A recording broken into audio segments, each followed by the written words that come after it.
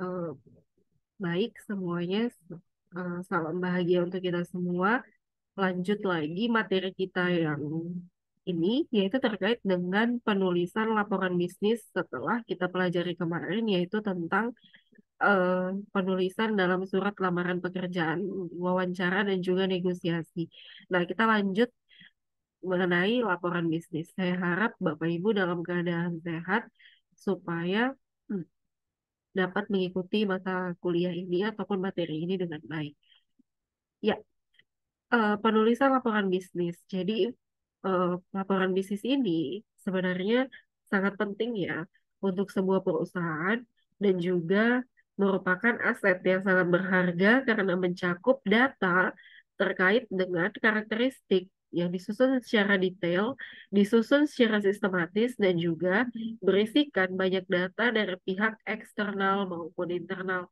Nah, dengan itu, laporan bisnis ini memiliki peran dalam pengambilan keputusan nantinya. Apakah bisnis berada dalam posisi yang menguntungkan atau merugikan? Nah, jadi dalam artian laporan bisnis ini berfungsi untuk membantu mengumpulkan dan menganalisis data historis dan juga terkini dari operasi perusahaan, produksi, dan juga pemasaran dan juga dari pihak lainnya ya, ataupun juga bagian SDM juga bisa, yaitu melalui berbagai jenis laporan bisnis, perusahaan dapat membuat keputusan penting untuk memastikan pertumbuhan dan efisiensi operasional itu sendiri. Nah, jadi tentunya penulisan laporan bisnis ini sangat penting untuk kemajuan perusahaan dalam kategori yaitu untuk jangka panjang. Ya, jadi pada intinya di laporan bisnis ini perusahaan itu memerlukan adanya informasi. Ya, informasi yang nantinya untuk menjalankan organisasi dengan efektif dan efisien. Nah, proses pengembangan informasi tersebut akan menghasilkan suatu laporan sebagai, nah ini, pertimbangan ataupun ya sebagai bahan pertimbangan lah ya kita katakan bahan pertimbangan dalam pengambilan suatu keputusan. Nah, jadi dengan adanya laporan-laporan yang dari informasi tersebut, seorang manajer atau seorang pimpinan itu dapat mengambil keputusan apakah melanjutkan atau juga ya mengulang kembali ataupun merubah kembali data-data yang sudah ada gitu.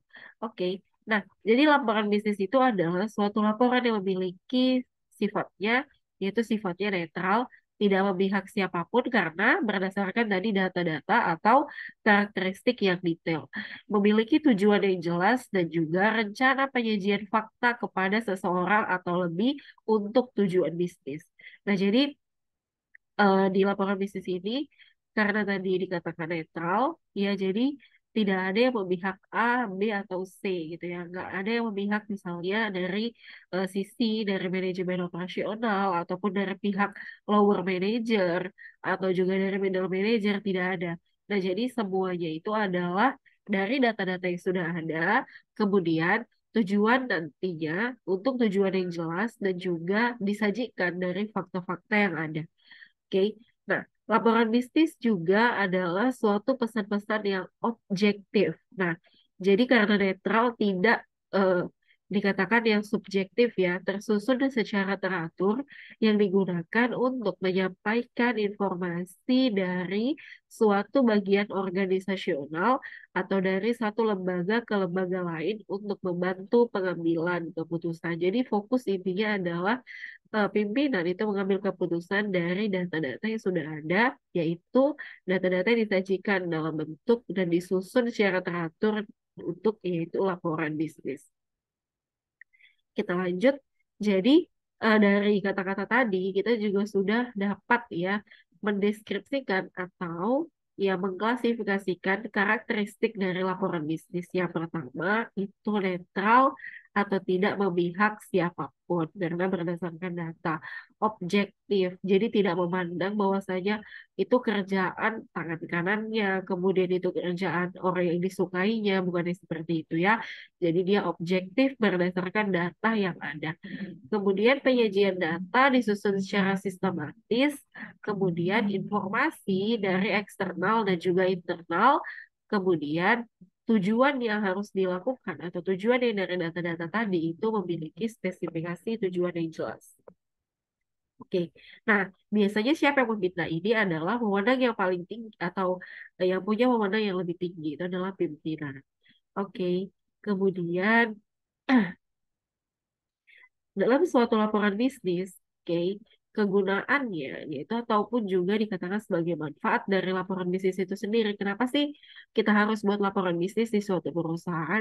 Nah, itu penting sekali ya, apalagi kalau di pendidikan itu ada namanya dia monitoring dan evaluasi. Sebenarnya sama saja sih terkait dengan Anda kalau misalnya mengikuti sebuah pelajaran gitu ya, atau mengikuti suatu mata kuliah. Nah, tentunya melihat melihat kemampuan Anda itu adalah terkait dengan evaluasi. Evaluasinya itu adalah Anda mengikuti ujian. Apakah Anda benar-benar memahami ataupun juga mempelajari materi tersebut dengan baik. Nah, berdasarkan apa Anda istilahnya mendapatkan nilai? Ya, berdasarkan data-data Anda, kehadiran Anda, tugas Anda, kemudian Anda mengikuti UTS atau juga mengikuti UAS.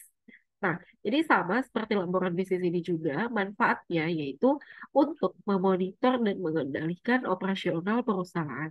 Nah, jadi sebenarnya adalah untuk memantau dan juga melihat apa saja kegiatan-kegiatan yang sudah dilakukan pada sisi operasional perusahaan. Itu yang pertama. Kemudian yang kedua, untuk membantu mengimplementasikan kebijakan dan prosedur yang telah ditetapkan perusahaan. Nah, dibuat misalnya laporan standar operasional ataupun standar operasi prosedur gitu ya, atau SOP dibuat. Nah, dibuat adalah untuk membantu pengimplementasian kebijakan dan prosedur gitu. Nah, untuk siapa ini? Untuk seluruh karyawan atau juga pihak-pihak yang terkait seperti lower manager dan juga middle manager. Nah, jadi dengan adanya terkait dengan SOP tersebut yang sudah dibuat, nah maka terbantulah istilahnya pengimplementasian kebijakannya atau juga kalau misalnya membuat suatu laporannya kita bisa lihat dari benar nggak karyawan dan juga eh, para lower manager dan middle manager itu mengimplementasikan kebijakan tersebut. Kemudian yang ketiga, untuk memenuhi persyaratan hukum dan juga peraturan yang berlaku bagi perusahaan. Dan yang keempat, untuk mendokumentasikan prestasi kerja yang diperlukan baik bagi keperluan internal maupun eksternal. Nah, selama 5 tahun ini atau misalnya selama 3 tahun ini atau juga selama 1 tahun ini prestasi kerja yang ada di perusahaan itu apa saja yang sudah didapat, apakah laba meningkat, itu dilihat dari mana, dari data ya. Nah, kemudian disusun data-data tersebut dengan membuat laporan keuangan. Nah, kemudian juga kalau misalnya terkait dengan selain dengan laba tadi ada yang laporan keuangan, apakah ya promosi yang sudah dilakukan oleh misalnya pihak manajemen pemasaran, apakah dengan adanya promosi ya akankah itu meningkatkan penjualan? Nah, itu dilihat dari mana juga prestasi-prestasi kerjanya ini gitu. Dan dia juga terkait dengan istilahnya ada juga SDM ya, terkait dengan sumber daya manusia yang juga memiliki misalnya potensi yang baik. Nah, itu juga prestasi-prestasi yang ada di perusahaan tersebut. Jadi, prestasi bukan hanya terkait dengan laba saja ya, tapi seluruh kegiatan mulai dari ya kegiatan pemasaran, operasional, kemudian juga eh, sumber daya manusia, keuangan, bahkan strategi apakah ya perusahaan sudah sesuai nggak atau sudah tercapai nggak visinya. Nah, itu dia. Jadi, adanya laporan-laporan bisnis ini sangat diperlukan untuk mendokumentasikan prestasi kerja ini, ya, dari pihak internal maupun kita lihat dari sisi eksternal. Kemudian selanjutnya, untuk menganalisis informasi dan memberikan bimbingan bagi pengambilan keputusan atas isu tertentu. Nah, pernah kemarin saya contohkan terkait dengan apa ya obat yang anak-anak kemarin yang obat ginjal pernah tuh terkait dengan apa namanya karena minum obat tersebut istilahnya banyak anak-anak yang mengalami gagal ginjal. Nah itu jadi bagaimana gitu ya istilahnya eh, pimpinan mengantisipasi ya ataupun menjawab atau juga mengambil keputusan atas isu tersebut gitu. Nah, analisislah informasi-informasi tersebut, siapa istilahnya anak usia berapakah yang minum obat itu gitu. Terus kemudian apalagi informasi terkait dengan kandungan obat yang ada pada obat tersebut yang diperjualbelikan gitu. Terus apalagi persyaratan-persyaratan seperti apakah dia sudah lulus BPOM atau yang lain. Nah, informasi-informasi tersebut tentunya dianalisis dan juga perlunya dilihat oleh pimpinan untuk supaya apa pimpinan mengambil keputusan atas isu tersebut atau juga bagaimana istilahnya menangani isu-isu yang terjadi tersebut.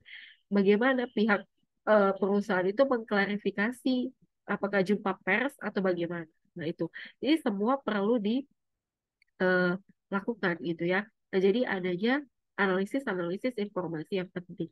Kemudian, untuk memperoleh sumber pendanaan atau juga membuka bisnis yang baru, ya jelas. Eh, kita katakan untuk memperoleh sumber pendanaan ini jika perusahaan mengalami ataupun kurangnya modal, ya padahal sebenarnya terkait dengan SDM ataupun dari sisi yang lain, perusahaan memiliki potensi untuk berkembang, namun sumber pendanaannya kurang. Nah, jadi perlu apa ini gitu kan? Nah, perlulah data-data atau pengumpulan ya, data-data penyajian-penyajian data terkait dengan hal ini. Nah, kemudian perusahaan membuat suatu laporan bisnis ya supaya perusahaan boleh meminjam dana dari pihak ketiga. Kemudian membuka bisnis yang baru jika perusahaan memang mumpuni ya dalam hal istilahnya dari mulai tadi masalah keuangan hingga strategi, perusahaan itu mampu bolehlah untuk membuka cabang atau bisnis ataupun menambah produk baru di perusahaan itu. Nah, jadi intinya laporan bisnis ini sangat membantu ya memonitor hingga mengimplementasikan atau juga mengendalikan supaya apa pimpinan dapat mengambil keputusan.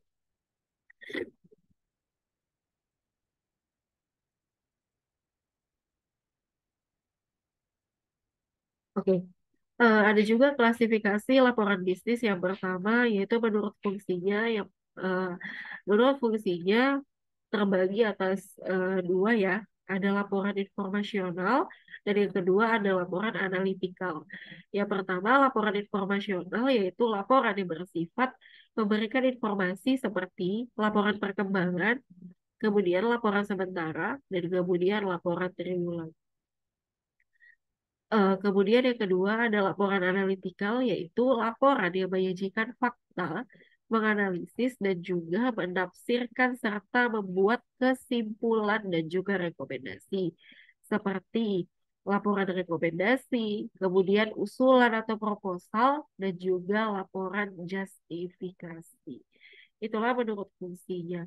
Kemudian menurut subjeknya, laporan dibedakan berdasarkan di mana departemen suatu laporan tersebut dapat diterima. Yang pertama ada laporan akuntansi, kemudian laporan periklanan, kemudian laporan pengumpulan kredit, laporan pemasaran, laporan produksi, laporan personalia, kemudian laporan statistik, dan juga laporan-laporan teknik. Nah, jadi laporan-laporan ini semua berdasarkan departemen mana suatu laporan tersebut diterima. Nah, itu jika menurut subjeknya. Kemudian yang ketiga, ada menurut formalitasnya ya. Laporan ini dibedakan atas dasar sifatnya, yaitu formal, laporan yang panjang, atau juga laporan yang non-formal, atau juga laporan yang singkat. Oke, laporan formal ini biasanya bentuknya panjang ya, dan juga tergantung dari situasi dan juga mencakup masalah-masalah yang kompleks. Kemudian yang kedua, ada laporan non formal. Ini biasanya bentuknya lebih singkat dan juga langsung pada intinya.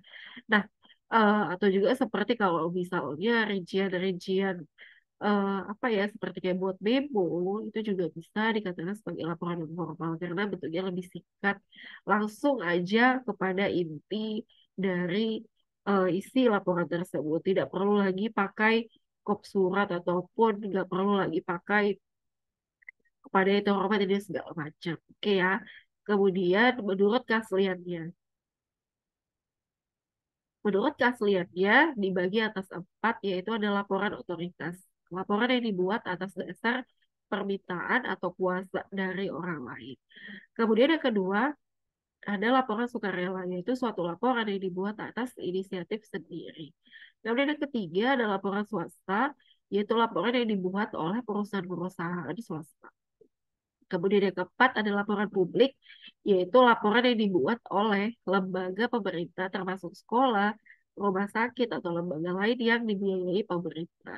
Jadi terkait dengan hal-hal ini itu semua harus menyertakan ya istilahnya seperti jelas gak istilahnya kop surat ya kemudian stempel ya dan lain-lain. Intinya dibuat oleh tadi laporan otoritas atau kuasa dari orang lain, kemudian sukarela dari inisiatif kita sendiri, kemudian yang dibuat oleh perusahaan swasta dan juga dibuat oleh publik. Kemudian ada laporan bisnis menurut frekuensi. Jadi kalau dikatakan frekuensi berarti seberapa sering ya. Oke, yang pertama ada laporan berkala, yaitu laporan yang dikeluarkan secara harian, kemudian bisa juga laporan yang dibuat secara mingguan, kemudian laporan yang dibuat secara bulanan dan juga semesteran atau juga tahunan. Itulah laporan berkala. Kemudian yang kedua ada laporan khusus yang dibuat jika ada kebutuhan terhadap suatu informasi. Jadi kalau yang tadi itu dikatakan laporan yang rutin ya. Kalau yang ini sih laporan khusus itu jika ada kebutuhan aja. Oke, terhadap suatu informasi.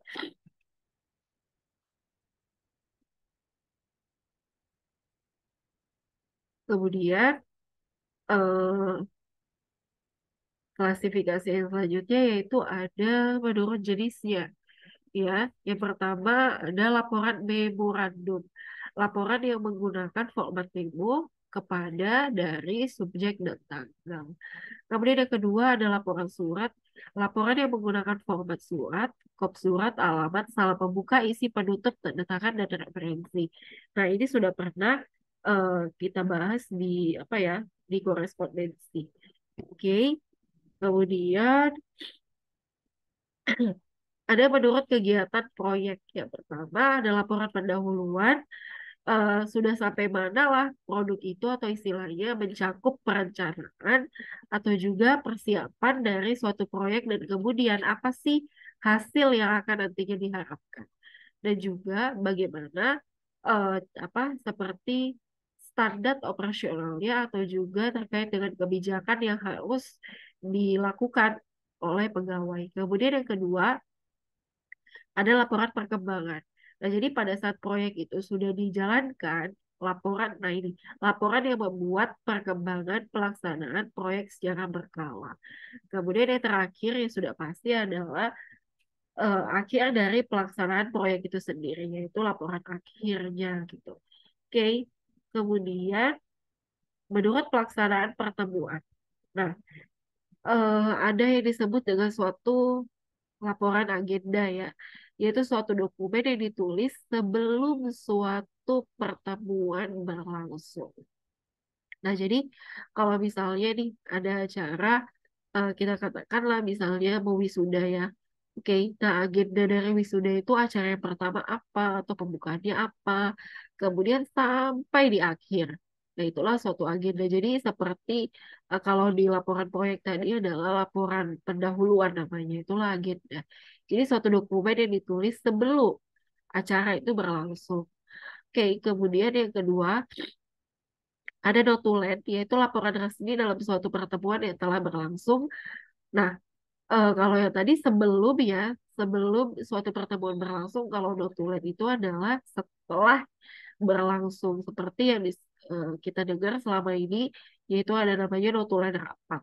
Kemudian yang ketiga ada laporan pertemuan, yaitu laporan resmi yang cakupan bahasannya itu lebih luas dan berisi hasil-hasil pertemuan atau konferensi yang penting. Kemudian yang keempat ada resolusi, yaitu laporan singkat secara formal berisi pengumuman hasil konsensus suatu pertemuan. Nah, jadi itulah tadi 8 jenis ataupun 8 klasifikasi laporan bisnis. Oke, ya. Dalam penulisan laporan bisnis, hal-hal yang perlu diperhatikan adalah definisikan masalah. Kemudian, dalam definisikan masalah ini, kenapa kita harus buat laporan ini? Tujuannya apa ya? Kemudian ruang lingkupnya apa? Sama tuh seperti buat skripsi, pertama kali itu adalah mendefinisikan masalahnya gitu ya, membuat latar belakang masalahnya. Kenapa kita mau membuat skripsi dengan judul itu? Apa masalah di objek itu? Nah, jadi definisikan masalah, kenapa kita harus buat laporan ini? Kemudian yang kedua, siapa yang akan menerima atau membaca laporan tersebut?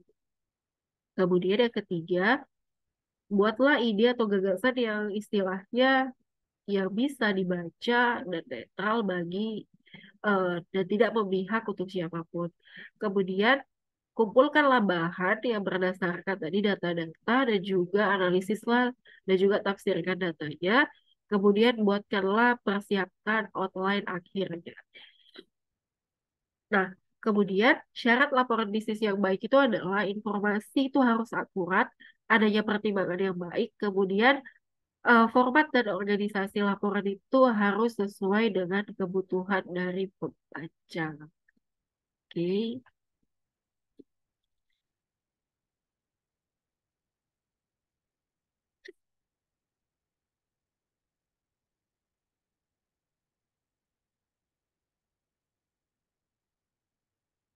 Ya, bagian pokok dari laporan bisnis ini hampir sama ya dengan apa namanya korespondensi yang kemarin itu ada pendahuluan, pembahasan dan penutup sama seperti dalam membuat surat direct request sampai bad news. Nah, jadi dimulai dari pendahuluan, kemudian ada pembahasan secara rinci, kemudian juga penutup. Kemudian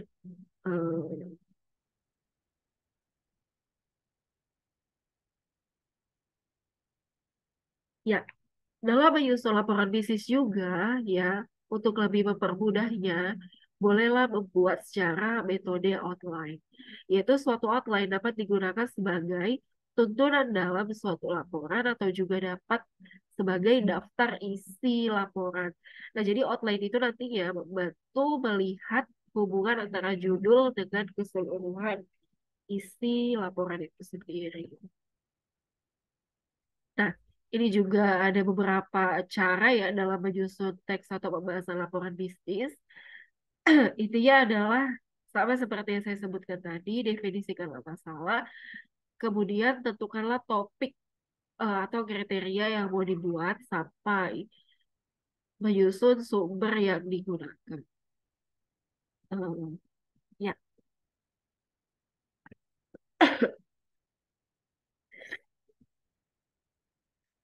oke. Saya rasa itu saja pembahasan terkait dengan penulisan laporan bisnis. Kita jumpa nanti pada saat jika ada yang nanti yang mau bertanya, ya boleh sampaikan di WA ataupun juga jika ada yang ingin kita diskusikan atau ada yang kurang jelas, boleh disampaikan saja nanti dari WA biar sama-sama kita jelaskan di sana. Saya rasa itu saja untuk pertemuan ini untuk penulisan laporan bisnis. Oke, sampai jumpa pada pertemuan ataupun materi berikutnya. Saya akhiri. Terima kasih.